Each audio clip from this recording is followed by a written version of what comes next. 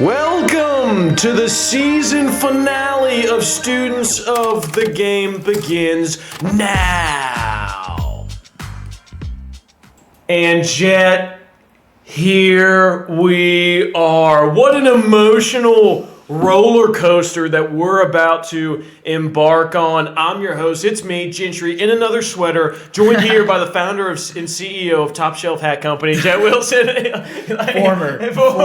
Hey, shout out Tuck too if we're gonna talk about Top Shelf. Okay, I got you. Co-founder. Okay, fair enough. If you're watching on YouTube, please feel free to like and subscribe. We're available anywhere you listen to podcasts. Students of the Game TN is the Instagram handle. Jett, this is our season recap episode. Just like a little more of like, hey, everybody, we're kind of in the November. Thanksgiving's next week. We're getting to the holiday season, okay? And so everybody can just kind of sit back, relax, and come and enjoy the emotional ride that was this season. Jett, what are your thoughts, intro, before we really start diving into it? Yeah, I'm really happy we're doing this. I'm excited for it. It's like, how long does it feel that we played Nolensville? I know, so exactly. I'm really glad we're doing this to take a look back and get to appreciate all the great moments that this team had during the season. Yeah. Just spotlight those moments, bring them back to our memory. So we can, one more time, we can be like, yes. So a trip awesome, down man. memory lane, Yeah. it will be.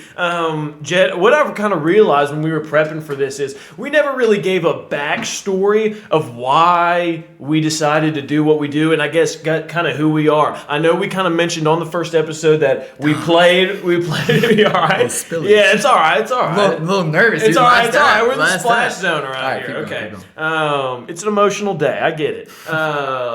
So we kind of mentioned that we played at Franklin all 4 years under Dr. Defense, right? He was our head Shout coach out at the Dr. time. Defense. Shout out Dr. Defense. Maybe the star of the pod. The star of the pod, the main Besides character. Producer Chuck. Yeah, besides Producer Chuck, the main characters, if you will. And so we played all 4 years under Dr. Defense at Franklin. We played college together, but I think originally, so obviously Brewer's your brother, and starting about probably 7 or 8 years ago, we put together a WNSL team where I was the offensive coordinator and you were the defensive coordinator, and Brewer, this was the first time, probably in 5th grade, that it was probably the first time that we had coached Brewer, and he was probably what, yay high, Yeah, probably? he was tiny. And we went all season with just Brewer and Gage on that team. Gage was even on that team. Right. I think he was even a little Shout out bit Gage.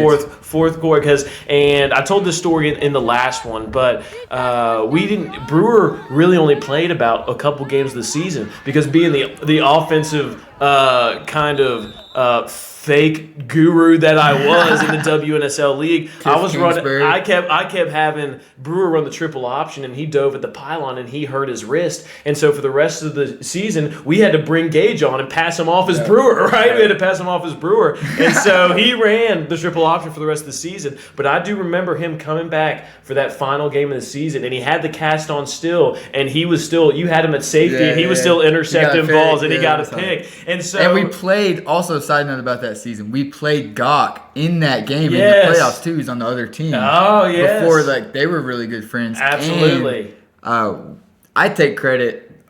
We take credit for Lucas and Brewer's friendship. yes, we do, because tell this story. Going into, it was their 5th grade year. Me and Nat, shout out Nat Young. We always were showing each other highlights of our brothers because they were both tearing it up. And like the little league, he was playing for the Cowboys. Yes. Brewer was playing for whatever team he was on, and we would always compare teams. And then we came up with this team. Mm-hmm. We get a little later in the season, like we're looking for guys. We had a bunch of random WNSL kids. We're looking for some guys to boost up the roster. We did, we're trying exactly. To make a We needed little them. run late in the season. And that's no disrespect to those other WNSL players, but that was a hobby for them, right? They're not 3. They're definitely not Mr. 100 himself. No. But so lo and behold, we recruited Lucas to our team, joined the team. And that was the first time him and Brewer had ever met. Yes, so, and now look at him, right? So that is a great point. And he was actually, we didn't even have a jersey for him. We had to throw a white T-shirt on him, and the other coaches would be like, I don't know. We played our first playoff game against a team that we had lost to earlier in the regular regular season badly. Yes. And we played them really good in that first round playoff game, and all the dads were like, who's this guy? And he had like because Lucas had like 4 touchdowns. Exactly. Well,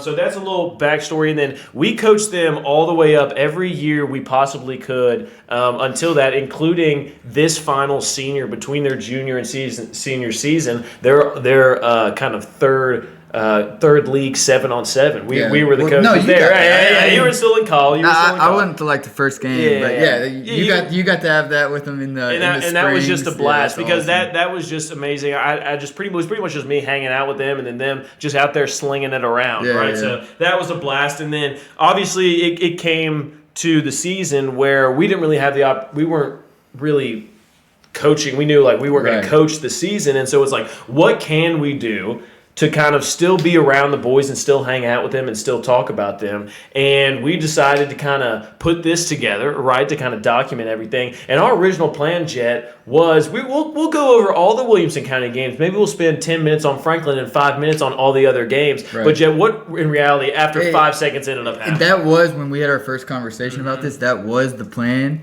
And when we started like doing little practice rounds, talking about it, how it just became very clear we were going to be very biased. It was not going to be worth it to spend that much time talking about these other teams when we have so much invested in this team, this senior class, and these boys. It just wasn't realistic for us to sit up here on the mic and talk fair, like what am I trying to say? Like a non-biased, yes, exactly. Like give bipartisan, a good football opinion. Yes, exactly. Like we can with like an NFL or college. Absolutely. Because we were so invested in this team, these boys. After, obviously, you've got Brewer as your brother, but also with the rest of these boys that we had developed, and eventually, like, we started with just coaching Brewer and Lucas, but by the time we got to this senior season, we were coaching all the boys. Yeah, right. Early on, it was Wills and Gock and Lucas.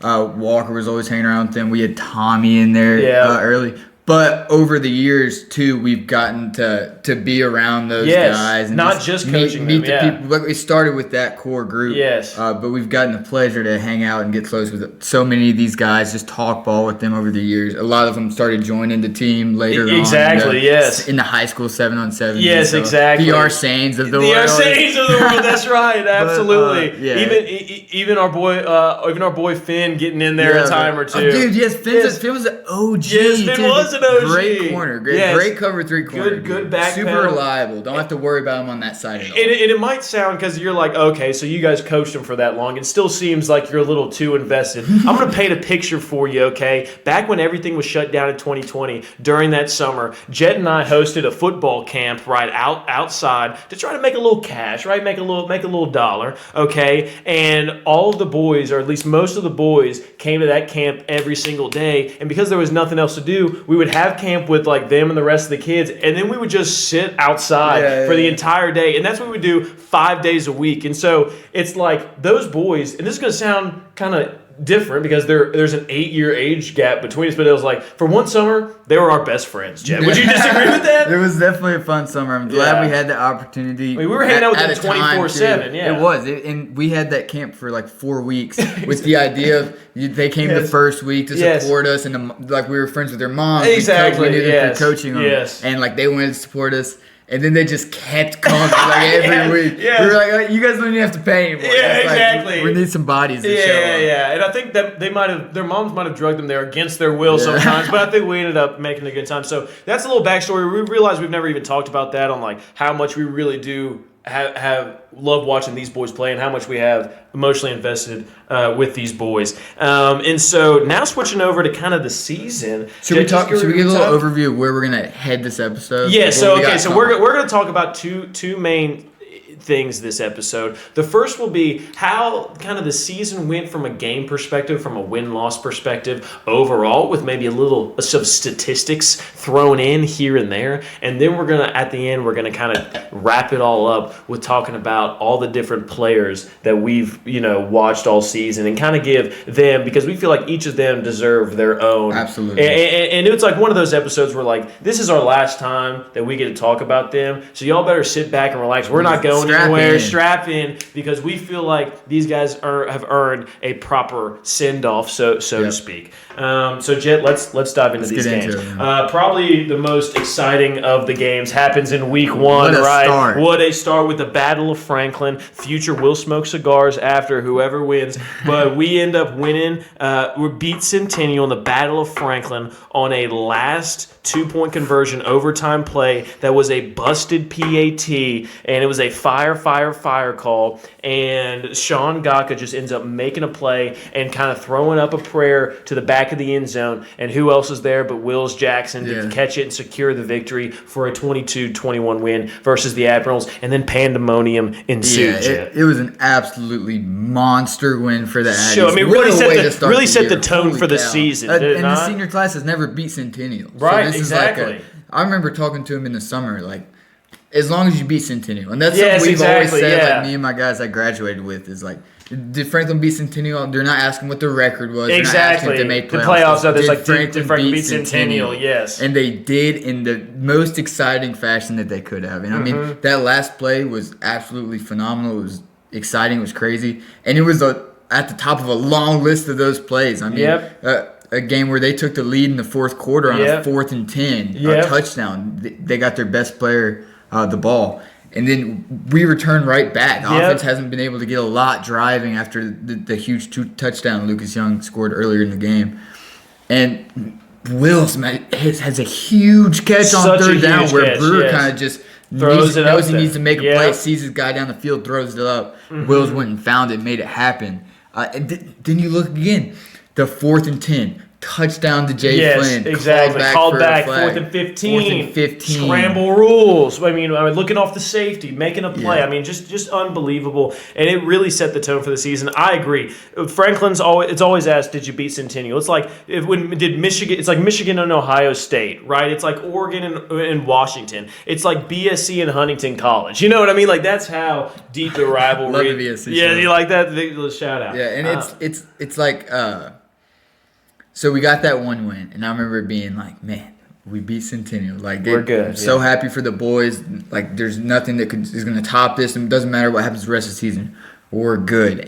But on a little side note, too, if you told me before the season that we would beat Centennial and win a playoff game, holy cow. I mean, we take that any day of the week and twice on Sundays. Absolutely. And that's including, we traveled to FRA in week 2. We drop a game 27-7. That was a really weird clock and penalty game. Yeah, FRA game sucked. Yeah, exactly. That was just kind of one of those weird games. And then we travel to week 3 and Brewer is out. We drop another weird game to Page versus 14-0. And I kind of write this game off because Brewer was out, and we ended up going Wildcat the entire time, which is just always, I mean, props to like Luke Thompson and Tommy for being thrown in there because they did move the ball. But it is hard and the defense played the lights out because they knew their backs were against the wall. So I kind of write this game off. I'm like, we can't really pay attention from this game because we know that we got our quarterback and our signal caller back versus Indy the next week. And now looking back after the season, looking at this loss again, it's really, you never have a good loss. Exactly. But Page is 12-0 at this point. Yep. Didn't really let anybody score the entire season. Yep. I saw that they let up a field goal in their playoff game last week, and it actually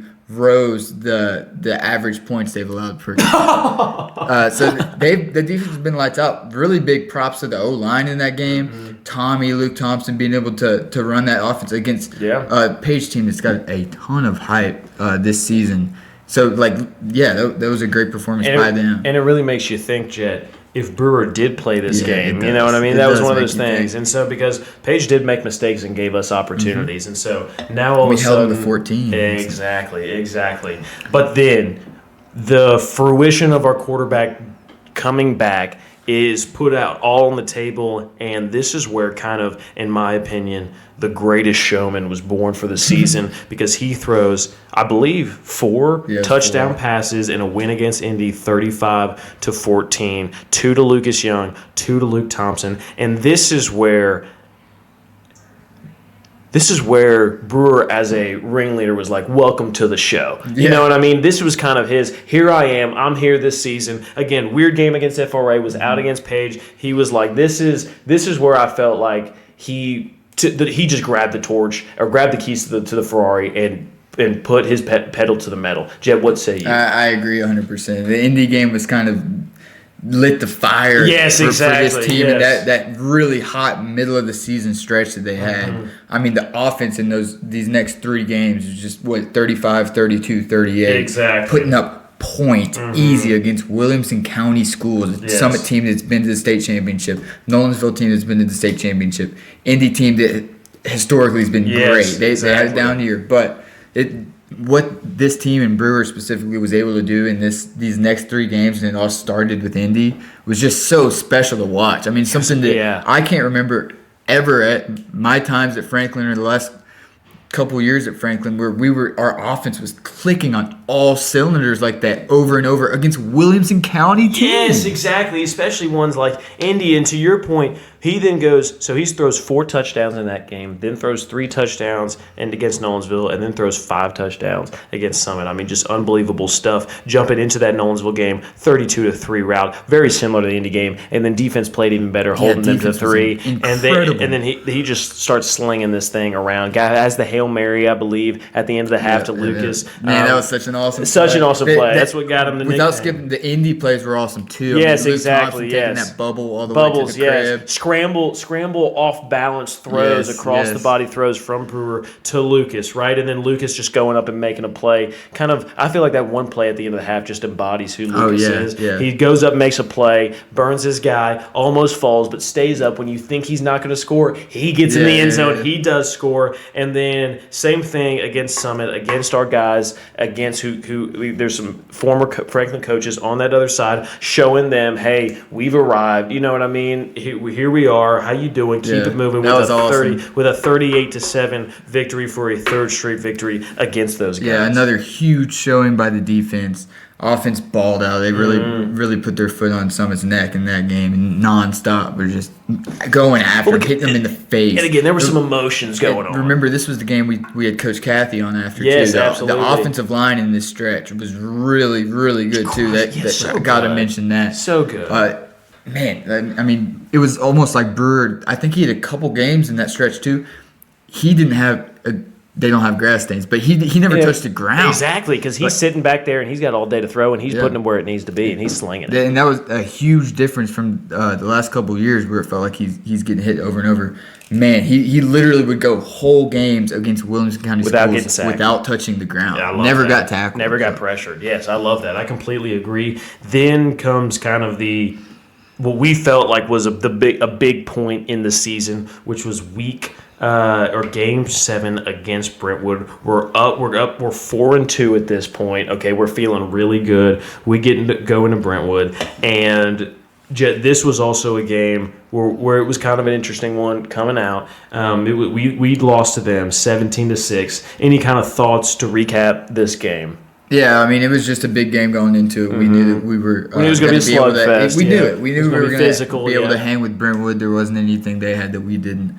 It was one where we just couldn't convert. We couldn't make things happen. The offense was moving the ball well early.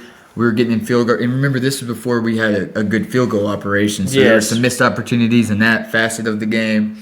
Brentwood just kept hitting. Defense played so good in that game. Yes, they played so good. Remember they had that kick return at the very end. Yes. It was right before that. It was 9, right? It was 9. It was 9-7.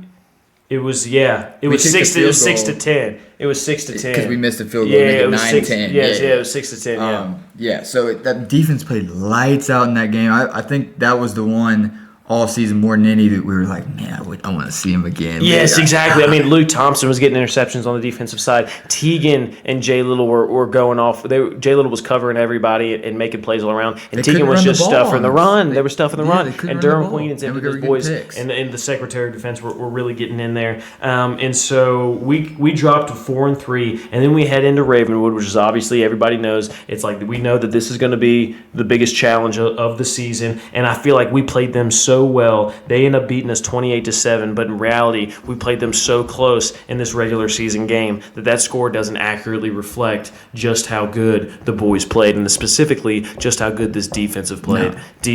Even though we gave up 28 points, both a lot of garbage time touchdowns. Yeah. You said it perfectly. I think it was 14-7 in that game until there was 3 minutes left in the fourth quarter, and they scored 2 touchdowns in the last 3 minutes. So you're right, exactly. The score does not show how close of a game this one was. It was one, too, where we were moving the ball well against Ravenwood and got to the red zone and just couldn't convert, which is the story of everyone's season that's played Ravenwood.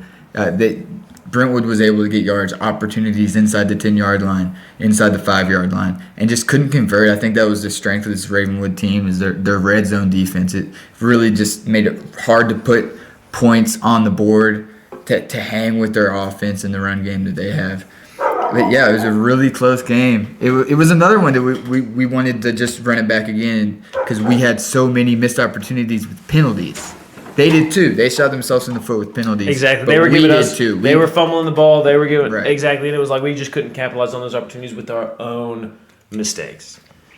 So now we're an even record. We're 500. We're 4-4, and then we go over to Mount Juliet, and what in my opinion is the most heartbreaking, gut-wrenching loss of the season. We fall to them 30-27 after leading by 2 scores for most of the game and missing a 52-yard field goal by hitting the goalpost. Jett still brings back sad memories from this game. Just game still hurts. Hurts so bad. And now looking back as well after the season, we can see how good of a team Mount Juliet had. I mean, they lost by 7 to Oakland, 35-28 in the second round of the playoffs 100%, this week, which was just insane. I didn't know that they were that good. Yeah, absolutely. It was a game where we put up 27 points in the first half, come out in the second half, and get 3 offensive possessions, including the last one with the Doink field goal for the win. And it was just one where we were like, how did we just lose? How did we just lose? Exactly. We played so good. It was kind of like you came out just kind of shocked. You were like, did that just happen? Like that just kind of happened so fast at the end. It did. Then we move up. We do a little nightcap and season cap with Overton at home for senior night, and the boys just absolutely pop off. We overwhelmed producer Chuck after that episode because we had about 18 highlight plays that we wanted to show, both on offensive side with Brewer throwing probably like 4 or 5 touchdowns, and then on the defensive side with our first and only 2 defensive touchdowns of the season by Teagan and by Jay Little, and we run out of there going into the playoffs with a 48-13 lead. Jett, what does that say about the momentum? It was a good bounce back for something. We knew we were going to beat Overton, but we did it so easily. I mean, it was just any time that Brewer got the ball to one of the playmakers, they were scoring. So exactly. It was a good little boost, but at this point, we didn't even take too much time to enjoy it because we knew what we had coming in next week. We knew how big of a game that week 1 playoff game was going to be. So it was a good moment, but I think it got overshadowed because of we all knew looming was week 1 of the playoffs. Speaking of week 1 of the playoffs, we travel to Antioch, a game we don't really know too much about the team. We don't play them that often. We haven't played them in probably 7 or 8 years, right? And so they've got some talent. We were looking at their schedule, the teams they had played. They kind of had that Mike Tyson quality to them where they were either getting a knocked out punch, they were knocking someone out, or they were losing by unanimous decision, right? You know what I mean? Like they had that quality where they were either, when they won, they were winning by 30. When they lost, they were losing by 30. And so we didn't really know what to expect, but I thought the boys came out really taking that momentum of the Overton game and taking that to the next level with Brewer with having 3 touchdown passes in the first 12 minutes and 8 seconds of the game. Just kind of got off to that head start of 20, 21-0, 21-7, 28-7 by half, and then them really holding the entire second half. And I was super proud of the boys for finally the culmination of all 3 seasons of hard work in the summers, in the off season, in the cold winters, in the losses and the 2-8 and 0-10 seasons their sophomore and junior year, going through a coaching change, right? This was the moment where finally they tasted why the game and sport of football is so sweet. Jett? Absolutely. I mean, you just crushed that. This game meant so much, and I said it last week, and I think it's more true than ever. This was the biggest game of the season. Yes. We had the most to lose in this game than any other game in the season. This is one where you lose, you finish your season 5-6, and we send these seniors off 0 playoff wins. 0-1 in their career in playoffs. And it was just such, and I'm not gonna lie, I was stressing. We were nervous. I thought it was gonna be a shootout. I thought their offense was gonna put up a ton of points. Yeah, and we were gonna have to keep. They were playing Kodak Black in the warm up music. Yeah. With just a great, they have talent, dude. They got talent around the board, and I thought I like us in a shootout, but a shootout, it's whoever gets the ball last. Exactly, which can be tough. Point at some points. So the way the defense showed up in this game, I mean, Antioch, we kept them out of the box on defense until garbage time. And forced them to make mistakes and penalties. Exactly, yeah. And we just overwhelmed them. The offense came out firing. There was nothing they could do about it. Defense stayed strong the entire game. It was just such a big moment, the biggest game, like you said, of these boys' careers, one where they had everything to lose, all the pressure. They showed up in a huge way. And Yosemite Sam was back there delivering these balls. I mean, he was just gunslinging, right? He goes, boom, Luke Thompson slot fade. Luke Thompson burns somebody. You can't catch him. You got to get up early to catch Luke Thompson. I think even no matter what time you set your alarm, you're not catching him. Boom, we have a just a normal, what looks to be a normal pass and catch would be a 10-yard game for everybody else over the middle to Lucas Young after a crazy lateral play, right? And he's breaking 4 or 5 tackles, and you can't catch him with his combination speed and power. Boom, slot fade to Gaka where he makes a great adjustment. I mean, it was so this is amazing. In the biggest game, they played their best ball. Absolutely. Jett.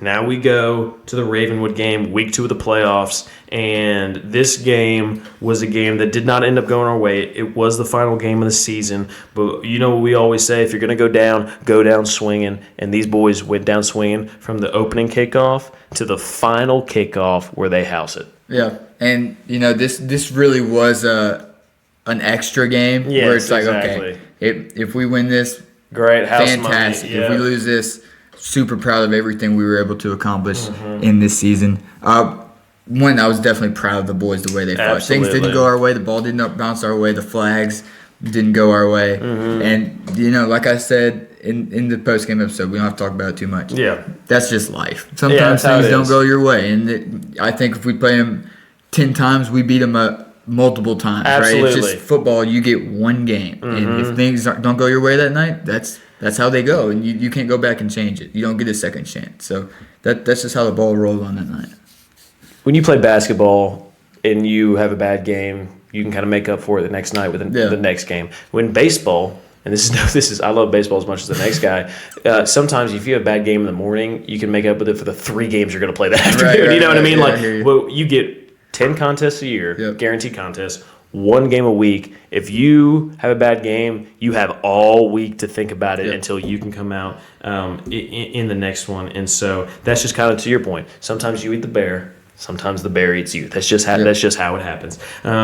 Jett, we actually to do a final. That's the recap. We ended up 6-6. Again, great season, tripling our wins from the past 2 years combined. Yep. We triple our wins. To your point, what a great senior season. Loved watching the boys every single play, every single down, every single snap. We actually got a fireside chat jumping in. Let's go. Jumping in. Join Gage actually sent us another question. Shout out Gage. So Jett, warm your hands up for the final fireside chat. That said, what are our, us being the boys, top 5 favorite moments from the entire season? I'll go first. We'll do 3 each because I'll do 3 each. I'll have my honorable mention, okay, is honorable mention. I have an honorable mention of the number one thing I'll say. My honorable mention is your black and white Twilight Zone segment before the Ravenwood game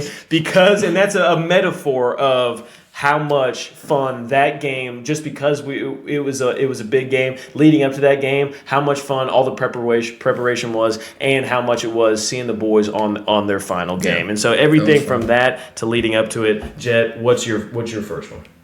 No, dude, do I have to go first? Oh no, I was just waiting first with my honorable mention. Yeah. Do you know your top 3 though? That was one. So I'll do 2 others. Two others. Okay. Top 5. 3 + 3 is 6. Do you know mention, yeah, I know. Yeah, well, you do. Yeah. Think about mine. Okay, I forgot about your question. Okay. It's okay. One and then another one. Do you want to save your last one? No. That's okay. One of them was the final the final 2-point conversion against Centennial to win the game, and then having everybody storm the field and all that went after that. And then my final one would be probably, okay, this is gonna sound intense. Okay. But having all of the Big Bad Breakfast and pancake and pancake pantries pancake of the week, because that was the reason we do this is to give the boys recognition. Yep. So to see other avenues where the boys are getting the recognition that they finally deserved really was the culmination of everything that we've wanted for them for the past 3 years. So those are my three, Jett. Those are my three. Okay, I think I got my three. All right, what do you got? I'll lean back and share chat for me. Number 3. I'm going to start at the top. Okay. I'm going to start at 3. Okay. I don't know if the top is where 3 is, but that's where I'm putting it. It's at the top. The throw, I'm going to be a little social. I'm going to be a little biased. The throw Brewer had to Lucas in the Indy game where he broke a tackle, got out of the sack, such a good rolled run. right, Yes. kind of pointed Lucas forward, and threw Lucas right to the ball. Yes. For multiple reasons. Yeah. First off, just the chemistry that these two have. A ball Brewer threw, Lucas was standing still. Lucas knew exactly where to go to get that thing, caught it in stride. Yep. And this also was kind of, it kicked off, that our offense, up to this point, our offense just wasn't going crazy. And when we did score, it was like the rollout to the right, pass back to Lucas. Yeah. That was how we scored our first touchdowns in the FRA and Centennial game. Page, we didn't score at all. Then, Indy, we get the bubble, we get the post to Lucas. But then Brewer brings out the cannon on that throw and kind of lets everybody know in the stands, like, hey, I know I got these playmakers around me, but I'm a playmaker too. It's not just about me getting them the ball. It's about me making the play as well to get them the ball. Yes. And that led to be a 4-touchdown night that night, 3-touchdown night the week after, 5-touchdown night 2 weeks after. That really, to me, just kick-started this entire offense to where like they had more trust in 15 after that too. They were like, okay, Brewer, I see what you're doing, And I think that was just a huge moment for the team. Great play, dude. It was one in the stands. Because remember, you weren't at that game. I wasn't at that game, but I watched it. We got called back because of the flag. And we were all kind of just like, man, that was such a great moment. Everyone was going crazy to take that away. And then they brought it back. It was just a cool a roller coaster moment. Roller coaster. It was really like, it seems like the turning point for this offense. Roller during coaster the section, season. if you will. I hear you. Number two for me is going to have to be the Antioch playoff win. I mean, just with everything that game meant, all the stress going into it during that week, the build-up, we were calling them out, clear eyes, full hearts, can't lose. Yeah, you got that was good. Yeah. Brain scramble. Yeah. This was the culmination of their entire football careers and all the work they've put in. Yeah. And instead of shying away from that moment, they stepped up and just dominated on both sides of the ball in the biggest game these guys had ever played in their lives. Yeah. It was such a big moment, so awesome to watch. Number 1. Love it. Come on, here we go. It's got to be the last 3 minutes of the Centennial game. Oh, yes. It just has all to be of it. Yes, the exactly. Wills catch. That's why I was brief on that one because I had a feeling that would be it on your has list to too. be. I mean, the Wills catch to get the drive going. We get the 4th and 10 touchdown to Jay Flynn, called back, touchdown to Gawk on a crazy play. 2-point conversion to Gawk on a crazy play. Overtime. They score. It's like, oh my gosh, so we're going to do all this just to lose? Yes. We score first play, then we fumble the snap. And we're thinking, because when he fumbles the snap, we're like, it's up. It's game. That's game. I was like, of course we lose this way. Of course we do. This is the most Franklin thing ever watching the last couple of years. We're going to play good, be in it right at the end, and lose in the worst way possible. But that didn't happen. They made it happen. They made it happen that night. It was just a little mini Irish tale you just did. I love there you go. I respect that. That has to be number 1. Now, I hate that it was the first moment of the season, but it set the tone. It set the tone for this team wasn't going to be like the last couple of Franklin teams. That they're different. I love that our favorite moments both came in the first game that set the tone for the rest of the season. Let's clap it up for Gage for sending the most fireside questions.